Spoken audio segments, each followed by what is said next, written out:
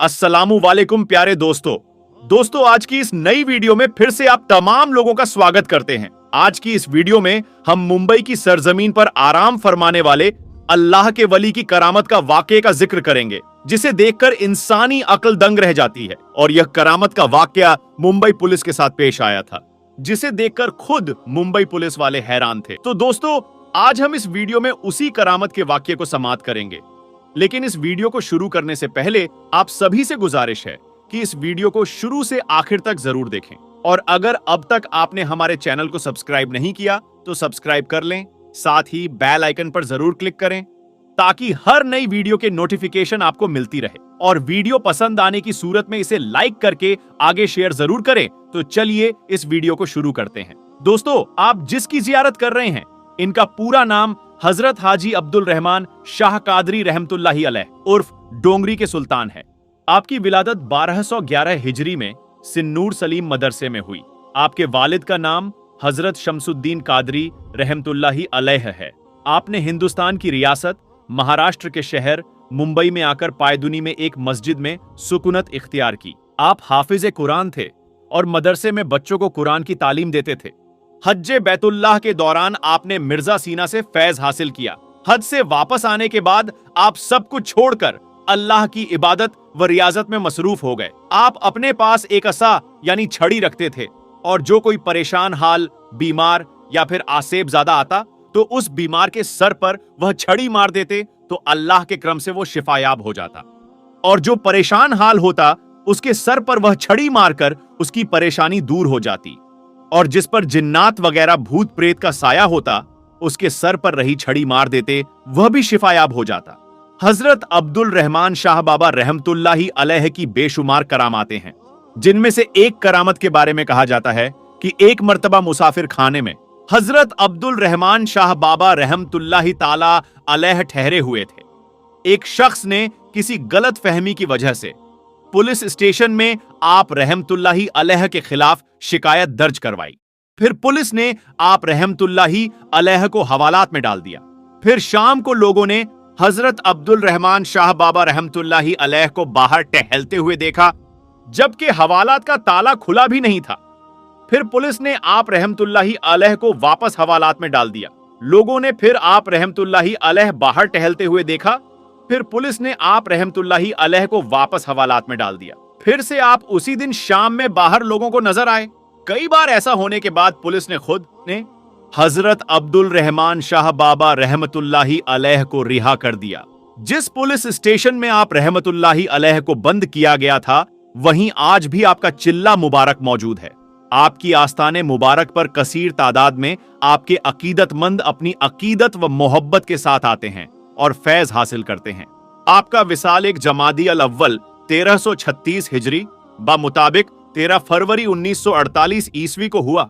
आपकी मज़ार मुबारक महाराष्ट्र के शहर मुंबई के इलाके डोंगरी में मौजूद है। दोस्तों, अजान एक अल्लाह का कलाम है, यानी अजान को किसी ने लिखा या किसी ने बनाया नहीं है, बल्कि अल्लाह की तरफ से हम इंसानों के लिए भेजा गया एक कलाम है, ताकि इसके जरिए से लोगों को नमाज के लिए मस्जिद में इकट्ठा किया जा सके। इसी वजह से हर रोज 5 वक्त अजान दी जाती है। आज पॉलिटिक्स की वजह से भारत का माहौल कुछ ऐसा बन गया है कि जगह जगह पर लोग अजान पर एतराज करते हुए नजर आ रहे हैं। ये लोग शायद इस बात को भूल गए हैं कि जब अल्लाह का अजाब आता है तो इंसान को संभलने तक का मौका नहीं मिलता और इंसान तबाह व बर्बाद होकर रह जाता है। आज की इस वीडियो में हम आपको एक ऐसे शख्स के बारे में बताने वाले हैं जो अजान से सख्त नफरत किया करता था। और यही नहीं, एक बार तो उसने अजान देने वाले को गालियां दी और तो और उसे थप्पड़ भी मार दिया और अजान भी बंद करा दी।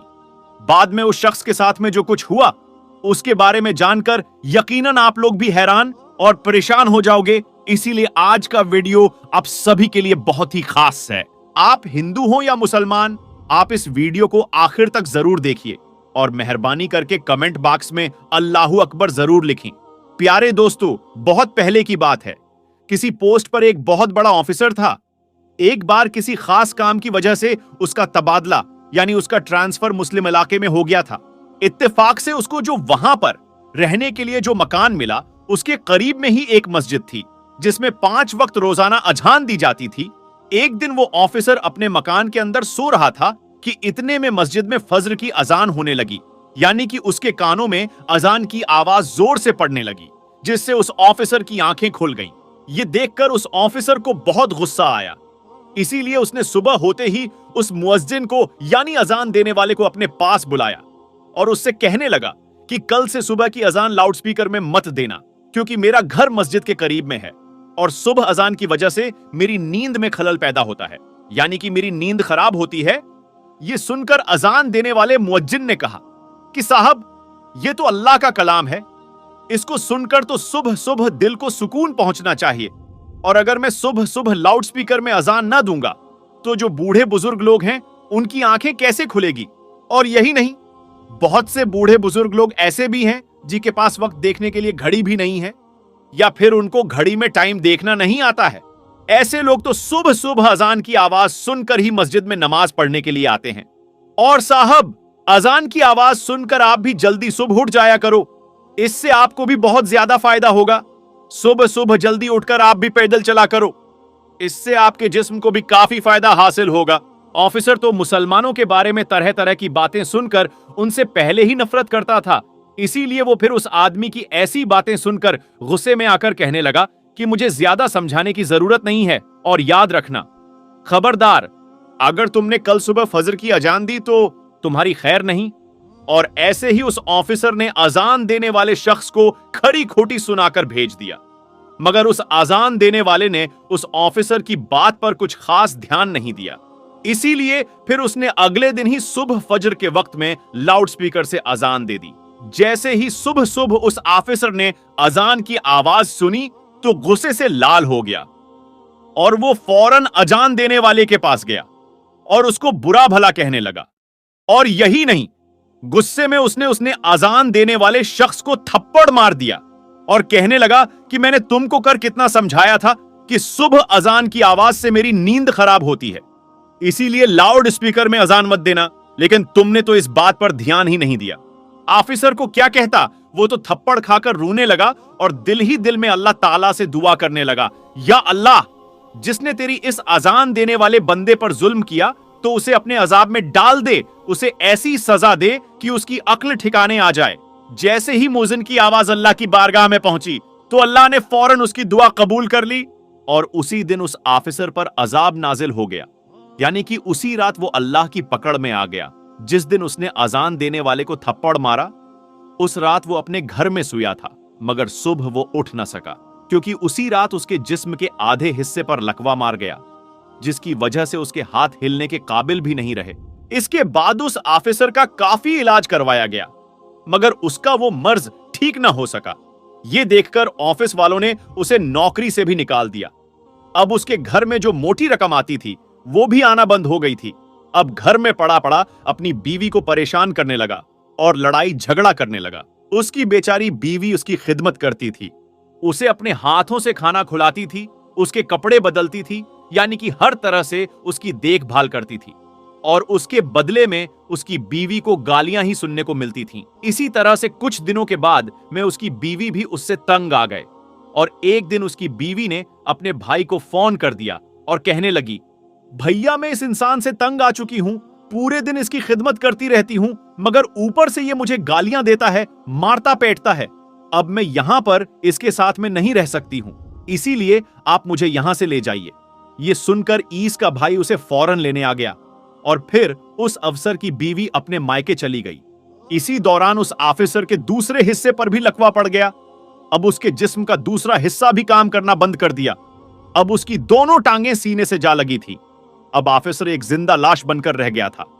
अब न ही उसके हाथ हिल रहे थे और न ही उसके पांव काम कर रहे थे, और घर में न ही कोई उसकी देखभाल करने वाला था। ये देखकर एक दिन उस ऑफिसर का छोटा भाई उसके पास आया और उसे उठाकर अपने घर ले गया। अब ये ना तो खुद उठ सकता था और न ही खुद के हाथों से खा पी सकता था। अब कौन हर रोज बच्चों की तरह उसकी नापाकी धोता, अब कौन उसके कपड़े बदलवाए। ऐसे ही करते करते एक दिन उसके भाई की बीवी भी उससे तंग आ गई और कहने लगी, मुझसे ये रोज रोज काम नहीं होगा। ऐसे ही करते करते एक दिन उस ऑफिसर ने किसी बात पर अपने उस भाई की बीवी से झगड़ा कर लिया। उसे कोई बुरी बात कह दी क्योंकि उसकी जबान काबू में न थी। इसीलिए उसने अपने भाई की बीवी को गालियां सुना दी। उसकी गालियां सुनकर भाई की बीवी रोने लगी और अपने शौहर से कहने लगी, अब या तो इस घर में तुम्हारा भाई रहेगा या फिर मैं रहूंगी। ये सुनकर भाई ने सोचा कि इस बीमार भाई के चक्कर में मेरी जिंदगी बर्बाद हो जाएगी, इसीलिए क्यों ना इसी को यहां से हटा दिया जाए। इसीलिए फिर उसने अपने बेटों के साथ मिलकर गुस्से में अपने भाई की चारपाई उठाई और उसको ले जाकर सड़क के किनारे पर रख दिया। दोस्तों, उस वक्त सख्त गर्मी का मौसम था, इसीलिए थोड़ी ही देर में वो सूरज की गर्मी में तपने लगा। उसको पसीना आने लगा। अब उसे जोरों की प्यास भी लग चुकी थी। सुबह से उसने कुछ खाया पिया भी नहीं था। अब अफसर अपनी चारपाई पर पड़े रो रहा था और कराह रहा था और कह रहा था कि कोई तो मेरी मदद करो, कोई तो मुझे पानी पिला दो, कोई मुझे खाना खिला दो। इत्तेफाक से उसी रास्ते से उसी मुअज्जिन का गुजर हुआ जिसे उसने थप्पड़ मारा था। उसने देखा कि सड़क के किनारे पर एक चारपाई पर एक शख्स लेटा फरियाद कर रहा है। यह देखकर वो मुअज्जिन उसके पास गया। जैसे ही उसने उस अफसर को देखा तो वो पहचान गया कि ये वही ऑफिसर है जिसने उसको थप्पड़ मारा था। ये देखकर मुअज्जिन हैरान हो गया और पूछने लगा, ऐ शख्स, तुम्हारे साथ ये क्या हो गया? तुम एक बहुत बड़े ऑफिसर हुआ करते थे। वो ऑफिसर भी मुअज्जिन को पहचान चुका था और उसने पड़े पड़े ही मुअज्जिन के आगे अपने हाथ जोड़ दिए और कहने लगा कि मेरी बर्बादी उसी दिन शुरू हो गई थी जिस दिन मैंने आपको थप्पड़ मारा था। फिर उस ऑफिसर ने अपनी पूरी दर्द भरी कहानी उस मुअज्जिन को सुना डाली। उसने बता दिया कि उसी रात मेरे जिस्म पर लकवा पड़ गया था और उसके बाद से मेरी हालत बिगड़ते बिगड़ते आज मेरी हालत ऐसी हो गई है कि आज मेरे पास में कोई खड़ा नहीं होता है। मेरे सब अपनों ने मुझे ठुकरा दिया है। इतना कहते कहते वो अफसर फूट फूट कर रोने लगा। उस शख्स की हालत देखकर उस मुअज्जिन को उस पर तरस आ गया। उसने उसको पानी पिलाया और उसके लिए खाना लेकर आया और अपने हाथों से उसको खाना खिलाया। और यही नहीं, फिर उसे उठाकर वो अपने घर भी ले गया और खूब अच्छी तरह से उसकी खिदमत करने लगा। उस मोजिन ने उसे बताया कि तुमने अल्लाह की शान में गुस्ताखी की है, इसीलिए तुम सच्चे दिल से अल्लाह से मुआफी मांगो। ये सुनकर वो ऑफिसर सच्चे दिल से अल्लाह की बारगाह में रो रो कर अल्लाह से मुआफी मांगता रहा और साथ ही वो मुअज्जिन उसके हक में दुआ करने लगा। अल्लाह ने फौरन उनकी दुआ को कबूल फरमाया। इसीलिए थोड़ी ही दिनों की खिदमत के अंदर ऑफिसर पूरी तरह से ठीक हो गया और वो उठकर चलने फिरने लगा। तो प्यारे दोस्तों, याद रखें, जो कोई जिस मजलूम पर जुल्म करता है उस पर फिर उसी तरह से अल्लाह का अजाब उतरता है। बाज मर्तबा इंसान अपनी औकात को भूल जाता है। आज हमारे पास में वक्त है सही मानों में इंसान बनने का, अपनी औकात को याद करने का। प्यारे दोस्तों, अल्लाह वो है जो इंसान के किसी भी नुकसान को दूर करने में मदद कर सकता है, क्योंकि यह उसकी ख्वाहिश और उसकी ताकत के बिना नहीं हो सकता। अल्लाह के नाम और उसकी तारीफों को जानना इंसान को फितरत के किसी भी रूप की पूजा करने से मुक्त करता है, क्योंकि सृष्टि कमजोर है और निर्माता अल्लाह की जरूरत है। अल्लाह को याद रख, अल्लाह तुझे याद रखेगा। अस्सलाम वालेकुम प्यारे दोस्तों। इसी तरह की इस्लामी घटनाओं और वाकयात से रूबरू होते रहने के लिए आज ही सब्सक्राइब करें हमारे चैनल को और साथ ही बेल आइकन को प्रेस करें। दोस्तों, एक लड़की की शादी को 7 साल का अरसा बीत गया, मगर वह औलाद की नेमत से महरूम थी। उसके घर में कोई औलाद नहीं हुई थी। इसके खानदान और दोस्तों में जितनी भी इसके साथ की लड़कियां थीं, वह सब कोई 2, कोई 3 और कोई 4 बच्चों की मां बन चुकी थी। इस लड़की की बहुत हसरत थी कि अल्लाह इसकी भी गोद भर दे। ये लड़की किसी से कुछ नहीं कहती थी, लेकिन दिल ही दिल में अल्लाह से दुआ मांगा करती थी, या अल्लाह मुझे भी ये खुशियां दिखा दे। दोस्तों, इस लड़की की सारी सहेलियां, यहां तक कि इसके ससुराल में जितनी शादी इसके बाद हुई थी, वह सब साहिबे औलाद हो चुके थे। जहां इस लड़की को ससुराल वालों की चुभती हुई नजरों और सवालों का सामना करना पड़ता, वहीं वह खुद भी हर पल अपनी सूनी गोद की वजह से दुखी और परेशान रहती। उसने हिम्मत करके अपना चेकअप भी करवाया, लेकिन यह चीज देखकर और भी ज्यादा तकलीफ होती कि रिपोर्ट में डॉक्टर ने बताया था कि औलाद होने की उम्मीद नहीं है, जिस वजह से वह हर वक्त दुखी रहने लगी। मगर दिल में एक उम्मीद भी रहती कि अल्लाह चाहे तो कुछ भी नामुमकिन नहीं। डॉक्टर की बात कभी भी हतमी नहीं हो सकती, क्योंकि वह सिर्फ अपना अंदाजे और अपने तजुर्बे की बुनियाद पर कुछ कह सकते हैं, लेकिन हकीकी फैसला तो अल्लाह के पास है। लड़की का दिल अगर बहुत ज्यादा उदास होता तो वह छुपकर अपने कमरे में जी भरकर रो लेती थी। कोई भी इसकी तकलीफ को समझ नहीं पा रहा था कि वह औलाद ना होने की वजह से खुद कितनी तकलीफ से गुजर रही है। ससुराल वाले तो बातें बनाते ही थे, लेकिन रिश्तेदारों और पड़ोसियों की बातें जलती पर तेल का काम किया करती थी और उसकी सास कुछ बातें बाद में कर देती, जिन्हें सुनकर उसका दिल चाहता था कि वह मर जाए या उन लोगों से कहीं दूर चली जाए, क्योंकि उन लोगों की बातें दिन ब दिन बढ़ती ही चली जा रही थीं। लेकिन उसे उम्मीद थी तो सिर्फ अल्लाह पाक से। वह हर नमाज में रो रो कर बस अल्लाह से एक ही फरियाद करने लग गई कि वह उसे औलाद की नेमत से नवाजे। जैसे जैसे लोगों के ताने बढ़ रहे थे, उसी तरह उसकी इबादत भी बढ़ रही थी। वह बस अल्लाह की रहमत की आस में थी कि कब उसकी दुआ कबूल होती है। वक्त गुजरने के साथ जबकि देवरानी के यहाँ चौथे बच्चे ने जन्म लिया, तो इसकी सास के तानों में और भी शिद्दत आ गई कि तू तो बांझ है, मेरा बेटा बे औलाद रहेगा। आखिर मेरे बेटे का कसूर क्या है जो यह बांझ पल्ले पड़ गई। एक दिन वह अपने देवर के बच्चे को गोद में लेकर प्यार कर रही थी कि न जाने उसके दिल में क्या हुआ कि वह बच्चे को वहीं पर लिटाकर अपने कमरे में आई और इतना रोई कि सब घर वाले जमा हो गए। उसके दिल की हालत समझे बिना ही सब यह सोचने लगे कि यह देवर के बच्चों से जलती है, हसद करती है, देवर के बच्चों से नफरत करती है, इसीलिए रोती है। मगर उन जाहिलों को कौन समझता कि अल्लाह ताला ने तो उसे ऐसा दिल दिया ही नहीं जो किसी से जलने वाला हो। वह तो उन लोगों में से थी जो अपनी खुशियां भी किसी को दे दें, किसी और की झोली में डाल दें, जो अपने मुंह का निवाला दूसरों के मुंह में डाल दें। वह तो बच्चे को प्यार करते वक्त अपनी सूनी गोद से इस कदर दिल गिरफ्तार हुई थी कि खुद पर काबू न रख सकी, और आज उसके आंसू भी सारे बांध तोड़कर बहने लगे। बस उसका एक शौहर था जिसने उसे कभी ताना नहीं मारा था। उसका शौहर उससे दिलो जान से प्यार करता था, वह उसकी ख्वाहिश को समझ सकता था, लेकिन वह क्या करता, इसके हाथ में तो कुछ भी नहीं था। एक दिन किसी ने कहा कि अपने शौहर के भी टेस्ट करवाओ। पहले तो इस बात पर बहुत हंगामा हुआ, लेकिन फिर बाद में उसके शौहर ने कहा कि टेस्ट करवाने में आखिर क्या हर्ज है। उसके शौहर का टेस्ट करवाया गया। जब रिपोर्ट सामने आई तो वह ठीक थी।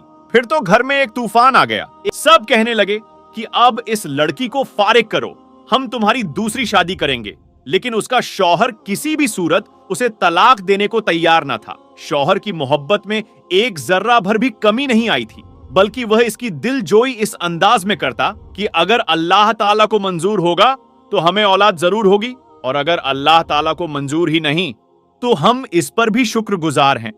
इसने अपने शौहर से कहा कि आप दूसरी शादी कर लो, मगर वह अपनी बीवी से बहुत प्यार करता था, इसीलिए किसी भी सूरत नहीं माना, यानी दूसरी शादी करने को तैयार ना हुआ। एक दिन इसकी सास ने बहुत लान तान की, यहां तक कह दिया कि तुम चाहती ही नहीं कि हमारे घर खुशियां आएं, मेरे बेटे का भी कोई वारिस हो। तुम बदजन ही नहीं, बद दिमाग भी हो। सास की जली कटी बातें सुनकर यह बहुत परेशान हुई और उसने वजू किया और नमाज के लिए खड़ी हो गई। जब दुआ के लिए हाथ उठाए तो ऐसी रिक्कत तारी हुई कि कुछ ना बोला जाए। वह कुछ नहीं बोल पा रही थी। फिर सजदे में गिरकर अल्लाह ताला से फरियाद करने लगी, या अल्लाह, अगर तूने मुझे बे औलाद रखना है तो तूने मुझे इस दुनिया में औरत के रूप में क्यों भेजा? औरत तो पूरी ही औलाद से होती है, तो फिर मेरे वजूद को अधूरा क्यों रखा? या अल्लाह, सारी दुनिया के डॉक्टर चाहे जो मर्जी कहते रहे, मुझे बस तेरा ही आसरा है। या अल्लाह, मेरी वजह से मेरे शौहर को तकलीफ और इस मुश्किल से ना गुजार। या अल्लाह, तू हर चीज पर कादिर है। वह औरत सजदे में और भी दुआ मांगती रही। या अल्लाह, तुझे तेरे हबीब हजरत मोहम्मद मुस्तफा सल्लल्लाहु ताला अलैहि व आलिहि वसल्लम की प्यारी जुल्फों का वास्ता, मुझे औलाद की नेमत से माला माल कर दे।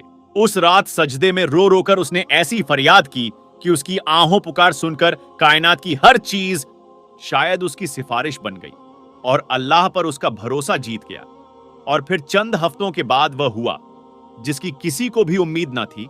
डॉक्टर बार बार उसकी रिपोर्ट देख रहे थे। फिर उसकी जिंदगी की नबील सुनाई गई कि वह मां बनने वाली है। यह सुनते ही उसने बिना किसी की परवाह किए वह अस्पताल के फर्श पर ही सजदा रेज हो गई और अल्लाह ताला का शुक्र अदा किया। या अल्लाह, तेरा शुक्र है, तेरा करम है, मुझ गुनहगार की तूने सुन ली। तो दोस्तों, चाहे कुछ भी हो जाए, कभी भी किसी भी हालत में मायूस नहीं होना चाहिए। बेशक अल्लाह ताला जो चाहे वह कर सकता है। लोग कुछ भी कहें, बस अल्लाह ताला पर मुकम्मल भरोसा रखें। न कभी किसी का बुरा सोचें, न बुरा करें। दिल की जमीन को हमेशा पाक रखें।